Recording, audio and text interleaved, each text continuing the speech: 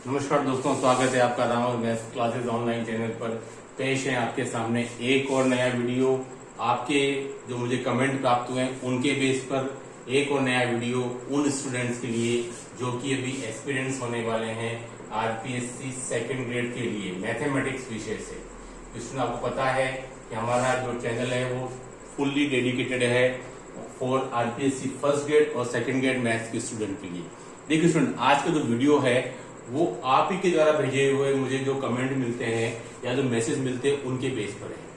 आज का topic student बहुत ही गंभीर टॉपिक है कि सर हम 2018 का भी अटेम्प्ट दिया हमने सेकंड ग्रेड का, 2022 का भी दिया, लेकिन हमें सफलता नहीं मिली। तो क्या कारण है उसके पीछे? इसमें बहुत सारे स्टूडेंट ऐसे हैं जिन्होंने 2022 का भी अटेम्प्ट दिया है और वो काफी ज्यादा घबराए हुए हैं। कई स्टूडेंट्स ने तो अपना सब्जेक्ट भी बदलने का विचार बना लिया है और कई स्टूडेंट सोच रहे हैं तो रीट की तैयारी कर लें। तो इसके पीछे क्या कारण है कि आप असफल क्यों हो रहे हैं, सफलता क्यों नहीं मिल रही? असफल होने का मेन रीजन क्या है? क्यों? आपको पता है स्टूडेंट, मैथ्स में कभी भी मेरिट आपकी 50% या 55% से अबव नहीं जा रही। तो क्या कारण है कि हम उस मेरिट को कंप्लीट नहीं कर पा रहे हैं, हम उस मेरिट को बीट नहीं कर पा रहे हैं, जबकि हमको पता है कि भाई हमारी मेरिट 500 में से 260 के ऊपर नहीं जाएगी, लगभग यही रहती है, 240 से 260 के बीच मेरिट ऑसिलेट करती है। तो एक ऑन एन एवरेज मेरिट का भी आपको एक अंदाजा रहता है, तब भी असफल हो रहे हैं। 18 का दिया और बहुत से स्टूडेंट तो 2016 वाला भी दे चुके हैं, यानी कि वो 7-8 साल से लगातार तैयारी कर रहे हैं लेकिन असफलता मिल रही है। नंबर 1, इस पर हम डिस्कस करेंगे कि फेलियर होने का मेन रीजन क्या है मैथमेटिक्स के अंदर। नंबर 1, इसमें देखिए नंबर 1 रीजन है कि आप आपकी स्ट्रेंथ पर काम नहीं कर रहे हो। मैंने कहने का मतलब है कि आप अगर एक एवरेज स्टूडेंट हो तो आपको कभी भी पूरा सिलेबस करने की जरूरत नहीं है। मैं आपको फिर कह रहा हूं, ठीक है। नंबर 1 कि आपने, अगर आप एवरेज स्टूडेंट हो तो पता ही होगा आपको कि भाई मेरे 60-62-63% ही बनते हैं, हम लमसम मेरे कभी 80% नहीं बने। तो आप अपने आप को एक एवरेज स्टूडेंट माने, 50-55 की लमसम में रहता हूं और ज्यादातर स्टूडेंट आप ही के जैसे हैं, है ना। तो आपको पूरा सिलेबस करने की जरूरत है ही नहीं, ये ऐसा मेरा मानना है, ठीक है। क्योंकि एक ऑन एन एवरेज स्टूडेंट के लिए बहुत सारा सिलेबस करना, पूरा सिलेबस करना और उसको फिर डीपली करना वो पॉसिबल नहीं हो पाता है। तो मैं चाहूंगा कि आप 70 to 80% सिलेबस ही करें, है ना, ठीक है। लेकिन उसको बार बार रिपीट करते रहें, यानी कि आपने कुछ टॉपिक आप बिल्कुल छोड़ सकते हैं, ठीक है। आपने 80% सिलेबस कर लेना है, पहले से पता कि भाई भले ही एग्जाम में भी 1 साल है लेकिन आपको पूरा सिलेबस पढ़ने की कोई आवश्यकता नहीं है। तो इम्पोर्टेंट चीज क्या है कि आप अगर सारा करना चाहते हैं तो सारा जो है स्टूडेंट वो ऊपरी तौर पे हो पाता है और आरपीएससी आपसे डिमांड करती है आपको डीपली नॉलेज की। ये बहुत इंपॉर्टेंट चीज है, ठीक है। कि आप फेल होने का मेन रीजन क्या है कि आप अपनी स्ट्रेंथ पर नहीं जा रहे हैं। यानी कि मैंने आपको क्या बोला कि अगर आप ऑन एन एवरेज स्टूडेंट्स हैं, शिक्षक भर्ती परीक्षाओं में बैठने वाले 80% स्टूडेंट ऑन एन एवरेज ही होते हैं, या मान के चलिए, ठीक है।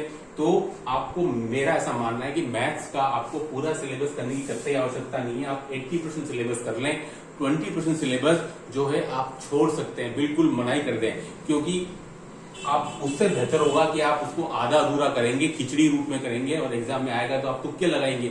इसी तरह बेटर है तो उसको बिल्कुल खारिज कर दें और आप 80% सिलेबस कर लें।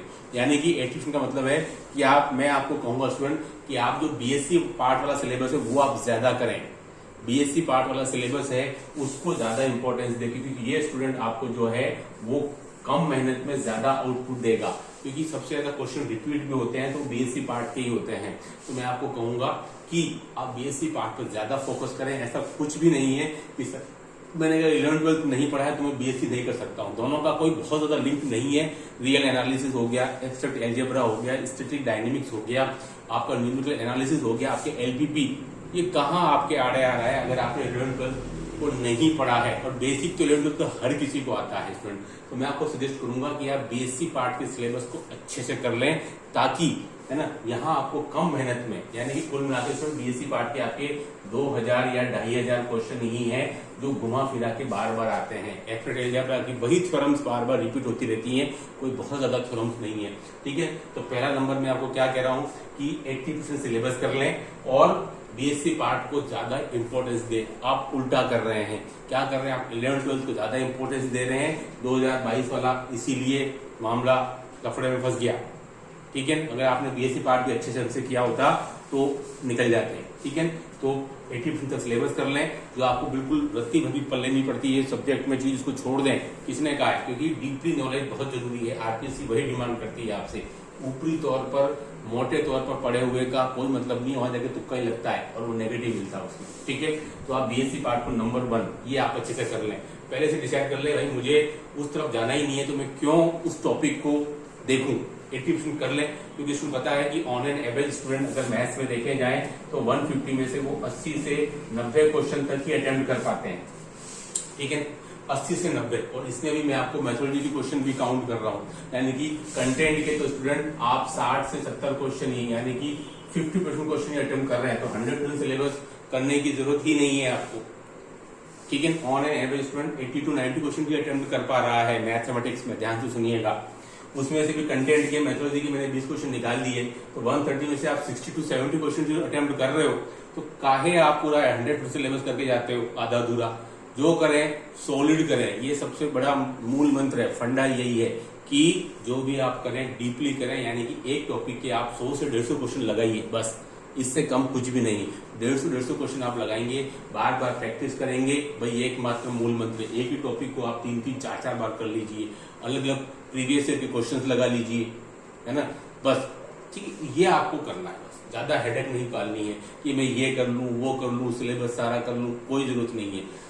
जितना करोगे, सॉलिड करोगे, कॉन्फिडेंस बढ़ेगा।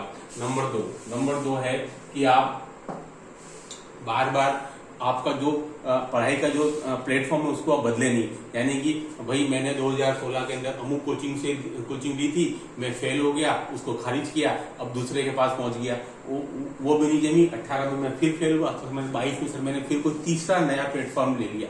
इसमें देखिए सारे प्लेटफॉर्म कोचिंग के लगभग अमूमन सेम है ना। आप सेल्फ भी पढ़ते हैं तो भी आप निकाल लोगे, और अगर आप किसी से मदद लेते हैं, यानी कि आप ऑनलाइन ऑफलाइन कुछ भी करते हो, तो आप बार बार अपने जो टारगेट है, यानी कि जहां से आप कोचिंग ले रहे हो उसको आप बदले नहीं। एक बार आपने ले लिया, अब उसी के नोट्स स्टूडेंट आप कंटिन्यू करते रहे। सभी के नोट्स 80% लगभग सेम ही होते हैं, 80 to 90%, कोई बहुत ज्यादा डिफरेंस नहीं होता है। सिलेक्शन के लिए आपको कोई बहुत ज्यादा कोई पहाड़ नहीं तोड़ना है ना। बार बार क्या होगा कि सर ये फेल हुआ, मैंने कोई दूसरा कोचिंग ले लिया, वहां से मैं असफल हुआ, कोई दूसरा। तो आप अपनी असफलता का जो भी श्रेय है वो खुद लेने की बजाय असफलता का कोचिंग वाले पे मर देते हैं कि मैं तो वहां गया था और उसके क्वेश्चन नहीं बैठे, या उसने अच्छे से नहीं पढ़ाया इसलिए मेरा सिलेक्शन नहीं हुआ। तो उसने असफलता का श्रेय आप अपने खुद पर लेना शुरू कीजिए कि भाई मैंने कुछ कमियां थी, मैंने कुछ गलतियां थी, और क्योंकि कोचिंग वाला कभी भी आपको सिलेक्शन नहीं करवा सकता, वो तो केवल रास्ता दिखा सकता है कि ऐसे ऐसी चीजें करनी है, फाइनली तो आपको जाकर लिखना है स्टूडेंट। ठीक है, तो असफलता का श्रेय खुद लेना सीखिए, बजाय इसके कि दूसरों पर उसका श्रेय मरने की बजाय। ठीक है, तो आप अपने पास इतना करेज रखिए कि भाई मैं सफल हुआ हूँ, कोई बात नहीं, दुनिया में सारे लोग असफल होते हैं, ऐसा कोई पैदा नहीं हुआ जो हर चीज में हर समय सफल हुआ हो। लेकिन असफलता का श्रेय अपने ऊपर लीजिए और उसको दूर करने का प्रयास कीजिए, बजाय इसके कि आप अपना प्लेटफॉर्म कोचिंग वगैरह चेंज करते रहें। ऐसा कुछ भी नहीं है, एक ही कोचिंग लेके चलते रहेंगे और ज्यादा से ज्यादा मेहनत करेंगे तो आप निकल जाएंगे। नंबर 2, ठीक है। नंबर 3 स्टूडेंट है, आपको अपना बेसिक सोल्व करना है, बेसिक, है ना। मैंने हमेशा इस बात को जोर दिया है कि जो 2009 की जो पहले की जो बुक्स हैं स्टूडेंट, वो आपके पास होनी ही चाहिए अगर आप ऑन एन एवरेज स्टूडेंट हो। पहले वहां से उस टॉपिक को, कौन से टॉपिक को पढ़िए, जैसे कि आपने पढ़ना है सेट रिलेशन फंक्शन, तो कई सारे स्टूडेंट को रिलेशन फंक्शन में प्रॉब्लम आती है, यानी कि डोमेन और रेंज नहीं निकाल पाते। तो भाई पहले आप बेसिक तो पढ़िए, डोमेन और रेंज होता क्या है, डोमेन एक्स होता है, आपका रेंज वाई होता है, बहुत सी चीजें हैं जो उस बुक्स में दी हुई है, पहले वो रीड करिए, फिर आप आइए किस पर, IIT JEE मेंस लेवल की किसी बुक के ऊपर, जो हम बोलते हैं SR सैनी हो गया, या आपका YCT हो गया, या आपका एररलेस टाइप का हो गया, या अरियंत हो गया। ठीक है, तो बेसिक को सॉलिड करिए, बाद में पहले वहां से कंप्लीट करिए, फिर आप इन बुक्स पर आइए। ठीक है, मैंने आपको 3-4 चीजें बता दी। सिलेबस 80 तक करिए, BSc पार्ट पर आप ज्यादा फोकस करिए रादर देन 11th-12th पार्ट, कम इनपुट में ज्यादा आउटपुट देगा। नंबर 2, ठीक है, मैंने आपको बताया इसके लिए रीजन क्या है सिलेबस कम करने का, क्योंकि मैक्सिमम क्वेश्चन आप 80 to 90 ही कर पा रहे हैं। नंबर 2, असफलता का श्रेय खुद देने का कोशिश कीजिए, इतने में खुद में तक करेज डालिए कि दूसरे पर श्रेय मत मड़िए कि अमुक के वहां गया कोचिंग और उसने कुछ बताया नहीं, इसलिए सिलेक्शन नहीं हुआ। नंबर 3, बेसिक को सॉलिड करें स्टूडेंट, ठीक है। और इस बार बिना किसी पूर्वाग्रह और बिल्कुल तैयारी के साथ तैयारी कीजिए और पुरानी सारी असफलताओं को भूल जाइए। 2024 साल आपका ये मान के चलिए इस बार तो मुझे निकालना ही निकालना है और आप डेफिनेटली आप पास हो जाओगे और वरिष्ठ अध्यापक बनने का सपना आपका 100% पूरा होगा। तब आप मुझे याद करोगे कि सर ने हमको क्या क्या बातें बताई थी। समझ में आ रही है बात आपको? है ना? बस तो ये बहुत सिंपल सी चीजें सिंपल रखनी है, कम से कम लिटरेचर रखना है, यानी कि आपकी टेबल पर बुक्स और आपका रजिस्टर, इससे ज्यादा कुछ भी नहीं होना चाहिए। बहुत सारे कोचिंग सेंटर्स की शीट निकालते रहते हैं, इसके लिए आए उसके लिए आए, उसकी कोई आवश्यकता नहीं है स्टूडेंट। केवल आप 2 बुक्स रख कर कि एक तो आपका बेसिक बढ़ाए, एक दूसरा आपकी प्रैक्टिस करवाए, बस। सारी कोचिंग सेंटर की शीट्स में कोई डिफरेंस नहीं है, वो सभी एक जैसा ही आपको मिलेगा, ज्यादा डिफरेंस नहीं है। तो आप बहुत ज्यादा टेंशन नहीं पाले इसके लिए आए उसके लिए आए, ठीक है। जितना ज्यादा आप अपने लिए साहित्य यानी कि लिटरेचर यानी कि आप सोर्सेज कम रखेंगे, सोर्सेज मिनिमम रखने हैं, लेकिन आपको कंटिन्यूटी मैक्सिमम रखनी है, पढ़ाई के घंटे मैक्सिमम रखने हैं, कॉन्फिडेंस मैक्सिमम रखना है, बस ये सब चीजें हैं। चीजों को जितना सिंपल रखोगे उतना ज्यादा रिजल्ट बेटर आएगा, बजाय इसके कि आप फाई करते रहे, ये कोचिंग के नोट्स, ये कोचिंग के नोट्स, वो बुक्स, ये बुक्स, किसी अमुक दोस्त ने कहा भाई वो लिया तो वो लिया है, इससे कोई फर्क नहीं पड़ता है ना। आप जो कर रहे हैं वो बेहतर कर रहे हैं, इतना आपकी तरफ सभी में सभी लोग जानते हैं कि हमको क्या पढ़ना है और कैसे पढ़ना है। सोशल मीडिया का युग है, कोई सी भी चीज आप कहीं से भी कलेक्ट कर सकते हैं। तो मेरे ख्याल से ये सब चीजें हैं वो आपको मदद करेंगी आपकी इस बार की सफलता में और पिछली बार की असफलताओं से आपको उबरने में। इस वीडियो में इतना ही। Do like, subscribe channel. Okay, thanks, धन्यवाद।